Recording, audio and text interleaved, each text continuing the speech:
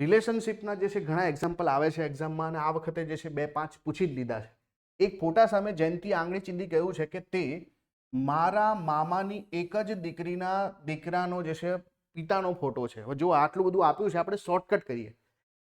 મામાના એક જ બેન, મામાની એક જ બેન હોય એટલે આપણી મમ્મી થાય, અને મમ્મીની દીકરી કાં તો આપણે મતલબ આપણે જો દીકરી હોઈએ તો આપણે થઈએ, અથવા તો આપણી બેન થાય, અને એના પિતા એટલે આપણા પિતા જ થાય. તો એનો મતલબ છે કે આ ફોટો જે છે કોનો છે? ભાઈ પિતાનો છે.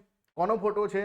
તો ફોટામાં રહેલ વ્યક્તિ જયંતીનો શું થાય? તો જયંતીના પિતા થાય. ભાઈ કોણ થાય? ભાઈ જયંતીના પિતા થાય. ચલો એક બીજું એક્ઝામ્પલ છે કે એક્સ જે છે વાયની પત્ની છે. એક્સ જે છે એ વાયની પત્ની છે, તો વાય જે છે પતિ થઈ જશે, એક્સ પત્ની થઈ જશે. વાય જે છે એ ઝેડનો ભાઈ છે, તો વાય જે છે એકચ્યુઅલીમાં ઝેડનો ભાઈ છે, અને ઝેડ જે છે એ પીનો પુત્ર છે, તો આ પીનો પુત્ર થશે.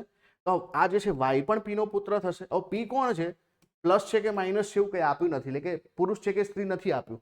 તો અહીંયા જે છે આપણને એવું જ કીધું છે કે પીને એક્સ સાથે કેવી રીતે સંબંધ થાય? તો આ તો એના જો છોકરાની વહુ થાય. એનો મતલબ છે કે આને આ વ્યક્તિ જે છે કોણ થવા જોઈએ? કાં તો સસરા થવા જોઈએ, કાં તો સાસુ થવા જોઈએ. તો ઓપ્શનમાં સિસ્ટર, આંટી, બ્રધર ને ફાધર ઇન લો આપેલા છે. તો આ જે છે પીને એક્સ સાથે કેવી રીતે સંબંધ છે? તો પીનો જે છે એક્સ સાથેનો સંબંધ જે છે અહીંયા ઓપ્શનમાં સસરા આપ્યા છે એટલે. બાકી આપણે કહી ના શકીએ કે સસરા છે કે સાસુ છે, પણ ઓપ્શનમાં સસરા એકલા જ છે, અને બીજો કોઈ ઓપ્શન નથી કે નિર્ધારિત ના કરી શકાય એવું નથી, એટલા માટે આવું કરી શકાય.